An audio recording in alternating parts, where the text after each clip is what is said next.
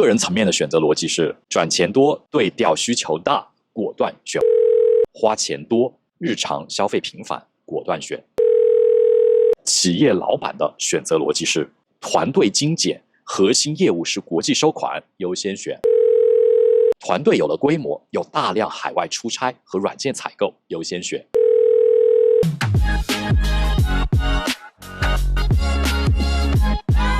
嗨，大家好，我是壮，关注我，让你全球都有人。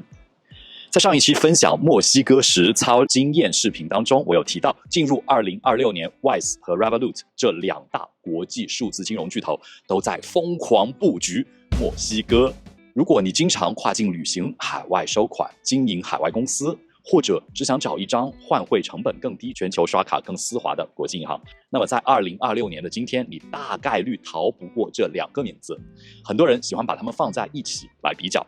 觉得他们都提供多币种、国际转账和实体卡，似乎大同小异。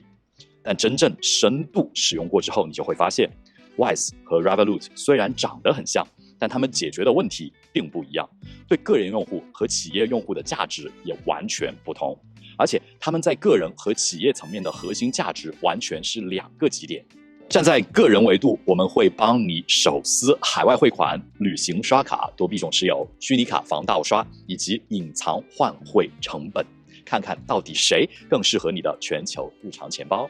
而站在公司层面，我们则会深度复盘海外客户收款、国际供应商付款、多币种公司账户、员工卡权限、预算控制以及报销审批，看看谁才是真正帮助跨境老板省时省力的搞钱通道。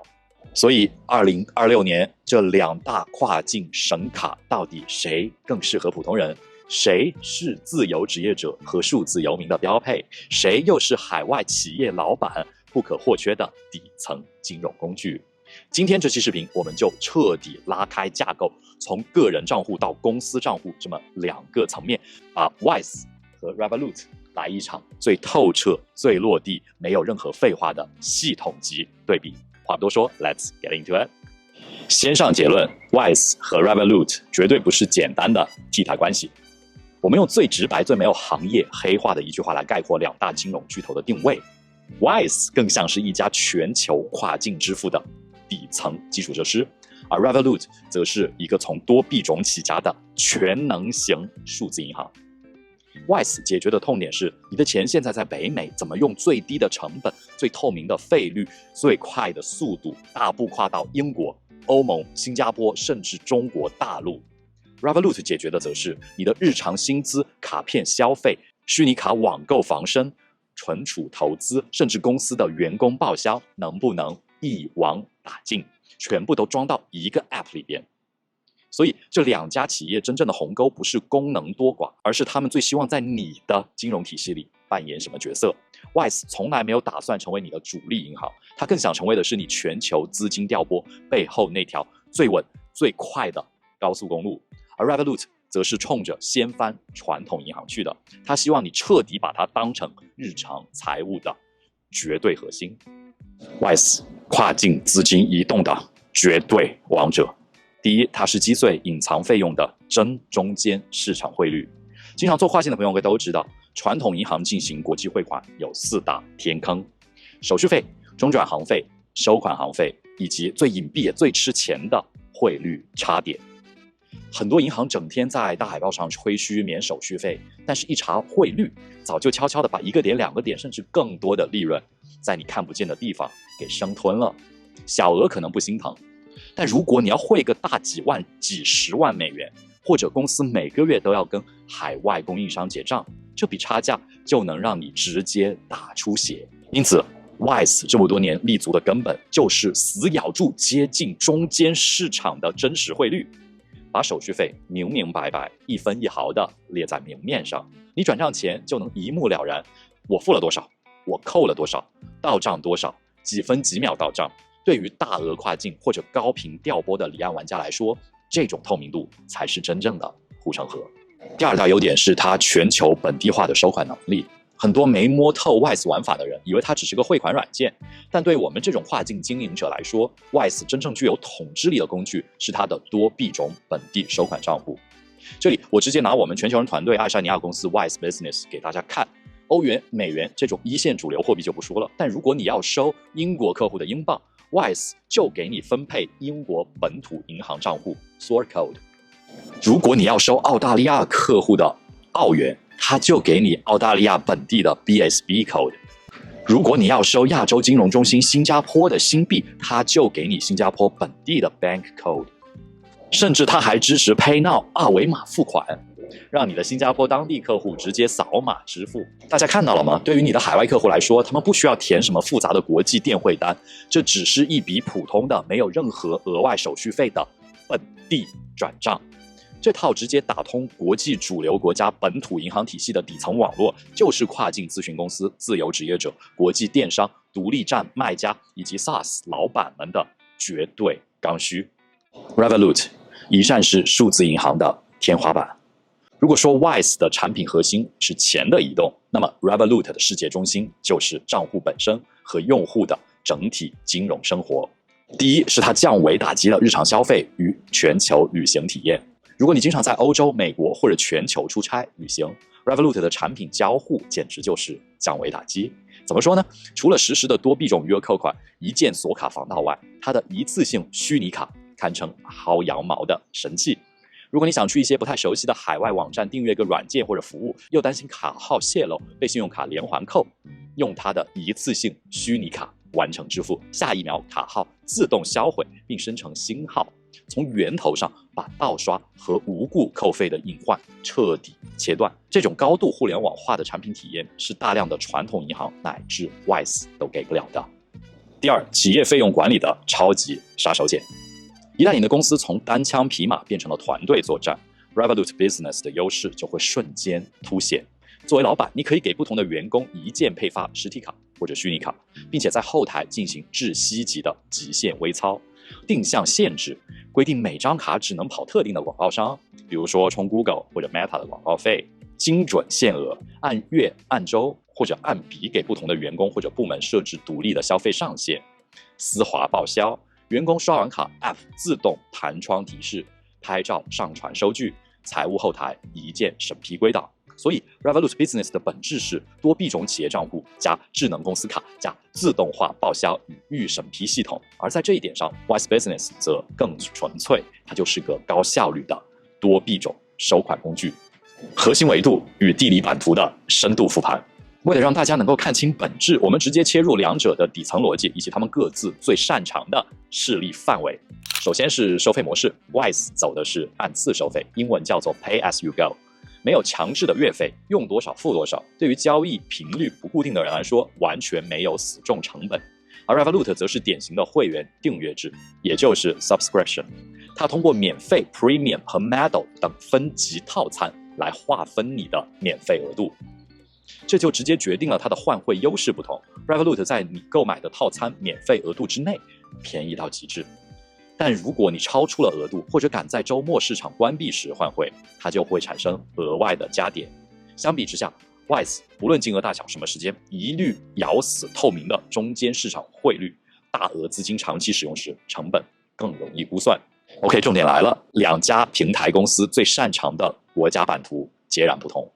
这也是很多朋友容易踩坑的地方。金融工具好不好用，高度取决于你的开户国和它合规的大本营。 Revolut 的绝对统治区依然是英国和欧洲经济区 EEA。 在欧洲 EEA， Revolut 是拿到了全面的银行牌照的真银行，支持工资入账、储蓄甚至信贷。拿我们跨境圈数字游民最常用的爱沙尼亚公司为例，因为爱沙尼亚属于 EEA 的成员国，你用爱沙尼亚公司去开 Revolut Business 就会极其的丝滑，不仅能够顺利拿到欧洲本地的 IBAN， 比如 EE 开头的爱沙尼亚 IBAN 或者 LT 开头的立陶宛 IBAN， 还能够完美的解锁它全套的企业卡控和员工报销功能。但硬币的另一面是，如果你手里拿的是香港公司、阿联酋公司或者其他的非欧洲、非英国的离岸实体，你想去开 Revolut Business 就会面临极其严格的属地限制，甚至直接被拒之门外。进入2026年 Revolut 正在拉美，尤其是墨西哥、巴西等新兴市场疯狂的拿牌照扩张。比如只要你是符合开户条件的墨西哥居民，就可以申请 Revolut Mexico 本地账户，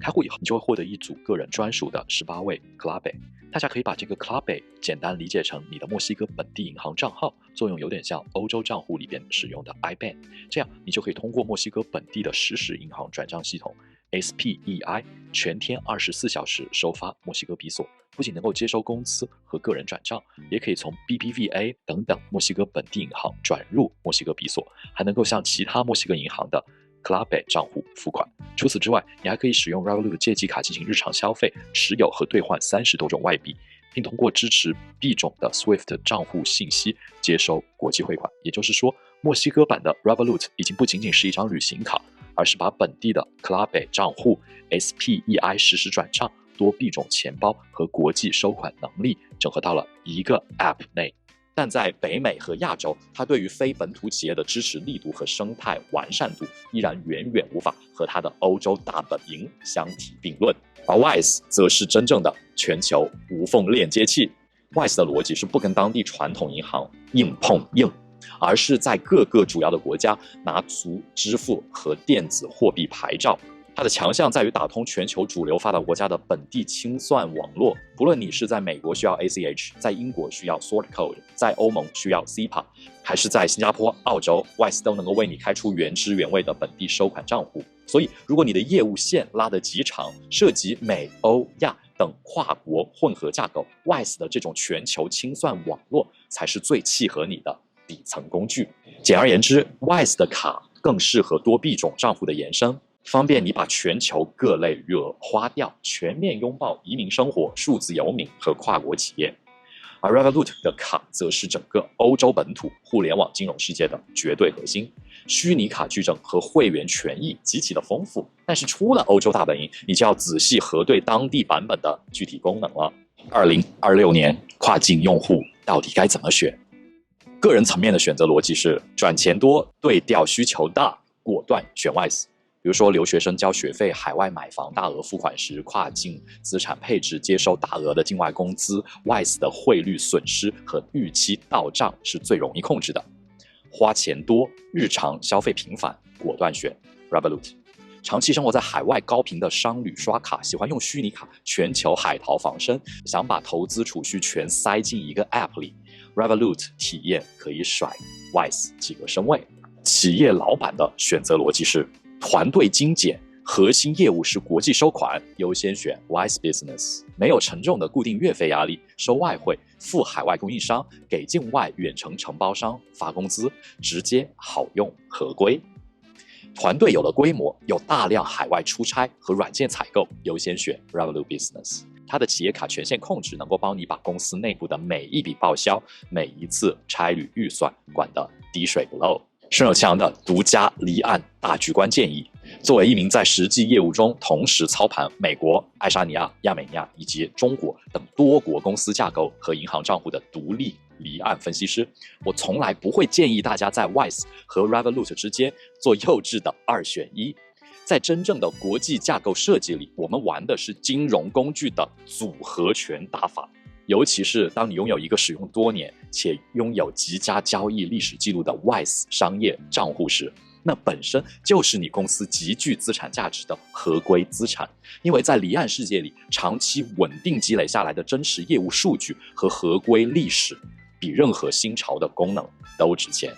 最后必须敲黑板划重点来提醒大家，不论是 WISE 还是 Revolut 发展的多项银行，他们在本质上都无法取代传统的老牌商业银行。作为金融科技公司，他们的自动化风控管理系统，也就是我们常常讨论的 KYC 和 AML， 比传统银行要更激进、残酷得多。如果你的账户突然涌进与过去交易习惯不符的大笔资金、大量陌生的个人付款，或者缺乏合同发票支撑的敏感国家转账，极易触发系统无预警锁卡。想要全球账户长治久安，你必须在合规上下死功夫，同时随时随地保留好你的商业合同、形式发票、银行流水、公司注册文件以及完税材料，能合理解释每一笔大额资金背后的真实商业逻辑，这才是你行走全球的最强底牌。另外，这2家平台的具体开户门槛、收费标准和资金保障方式高度依赖于你的税务居住国、公司实体注册地，比如欧洲版的 Revolut 和美国版的 Revolut 就完全是两种生物。大家在依葫芦画瓢开户前，务必确认自己的实体名下的最新政策，切忌生搬硬套。好了，以上就是本期关于 Wise 和 Revolut 个人与企业双维度的系统复盘。大家目前主力在用的是 Wise 还是 Revolut 呢？你被这两平台的风控系统教育过吗？欢迎在评论区毫无保留地留下你的真实血泪史。大家相互排雷。如果你认同我们这种站在全球视角看资产流动、打破信息差、解构身份规划的硬核逻辑，欢迎点赞、转发并订阅我们顺手牵羊频道。我是Sean，陪你跨国破局，让你全球都有人。我们下期见，拜拜。